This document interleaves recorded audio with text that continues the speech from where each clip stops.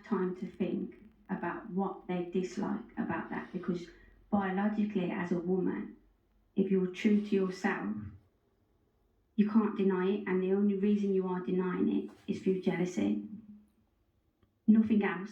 And then what you have to understand, everyone gets jealous, but it's how you deal with the jealousy. And if you look beyond the jealousy, there's rewards in a man having multiple women. If you look back in religion, there's religious beliefs where, like, if you've got 4 wives and 4 wives have 5 kids, there's 20 children. You're building a community, which is an empire. And if your man has another husband, like a man in his life, and he's got the same, and he's got the same, you don't even need to be a part of agendas, and that's why it's not promoted in society, because then you become really powerful. And that's what Andrew Tate has built. He's built his own community amongst men, and his network is so powerful, and you have to be in it to actually see what you're up against. So his children don't need to worry about societal women, because his community is going to have women in there that are suitable for his sons. So he doesn't have to worry about this panel and the women coming on this panel, because he's got what he wants. He's built it, and that's what men are respecting, because really that's how they feel. But they're afraid, and why they're afraid is because women are empowered.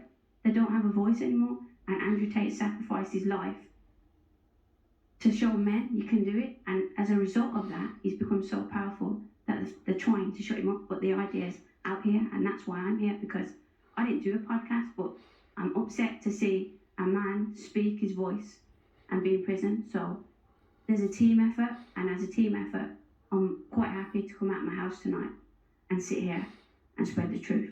I've got a question. I've got a quick question of what you just said, yeah. Quick point before I say the question. With all due respect, yeah, if he did what he did, whatever you think, whatever relationship he has with him, you have with him, he needs to be behind bars. That's just a fact. Second of all, you said about it being beneficial for a man to have multiple wives, yeah. I don't actually judge people that do the polygamous thing, whatever, that's their thing. But how can one man, yeah, whether he's a provider or whatever, how can one man emotionally, mentally, and spiritually be a good quality husband to 4 other women? I think that's, yes, the jealousy thing is correct, but I think on a territorial thing and on a, how can you actually have a relationship? Because it's interesting, we've all done it tonight, yeah? We're talking about relationships, but we've spoken about them in a way in which it's like kids and a home and legacy, and that's it. But besides that, there's actually a relationship you need to build with that individual. Like you said, we're people at the end of the day. So how can one man dedicate himself as a husband to 4 women, 4 different women at that? It's not copy and paste of the same woman. Like how, like, talk to me. I believe that a man that is capable of doing that is an exceptional man. Andrew Tate is an exceptional man. I said how? I'm going to tell you how, if you let me finish. Fizz. But if you interrupt me, you're going to interrupt the point I'm making. Cool. Okay? So, in order for a man to do that, like, there's women that would throw themselves at Andrew Tate, but he's disciplined enough to attend to his women. And the reason why he can do that is because the women that he allows into his realm of life, they understand his lifestyle. Modern women do not understand the unrealistic. So, like, modern women want a man at home every day after 8 o'clock at home. That's unrealistic if you want a 6-figure salary on a man. How is that realistic?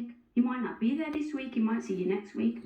Why do you have to see your man every single day? Because it's not masculine demeanour for a man to be at home every single day. So if I see my man once a month or once every 6 months and he tells me that he loves me, that is enough. The only reason that women are controlling and going beyond all these unrealistic expectations, because they've got so many strings to pull. Their phone in 50 times, or where are you? Get home, why are you not home, and who you with? Like, take technology out of it, back to the days when women were women. They had to sit at home and understand. They just had to understand there's no technology. So the women in his life understand him. That's how it's sustainable. So you're, okay, I've understood what you said, but just a quick question, yeah? Because I'm someone that, like I said to the girls before we start recording, I'm not someone to have conversations with people that agree with me all the time. I'm not on that. I'm here to have conversations with people with different outlooks on life, and you clearly have a different outlook to me. In what you've just said, it sounds like it's what the wives can do for him, like being patient, understanding, and sitting at home, and that's good. But what I'm saying, besides the money, besides someone providing a home, like paying the bills and all of that, the materialistic stuff, the emotional stuff, being there, listening, or just mentally being there for her well-being, for women. How does a man like that do that in a situation like that? So early on this podcast, you talked about the five languages of love. Yeah, there's 5 languages of love. Yeah. And one of them is physical interaction. There's 4 of us. That's how. Girl, what? Can you break that down? Because there's physical touch, there's quality times, acts of service, da-da-da-da. He's true to his women, so they know if they need him, he's there. Yeah, you got physical touch, and when he sees them, he gives them physical touch that probably the average man couldn't give because he's so physically active, which is why he promotes being physically capable. And all the other love languages are there. I'm not even in a relationship with him, and I've sent messages and like I've got words of affirmation to let me know if I need him, he's there, and I'm not even in anything with him. Yeah, that's a man true to his path, and that's what's attractive. I'll say this here. Let me just interject here. I'll say this here.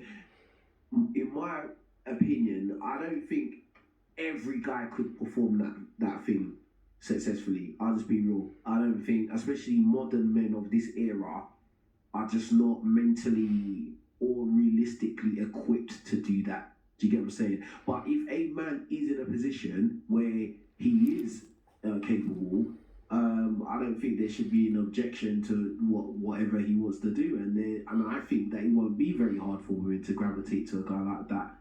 Do you get what I'm saying? Like, I mean, let's even take it down to a ratchet level. There's guys like Future there, there's guys like Nick Cannon there.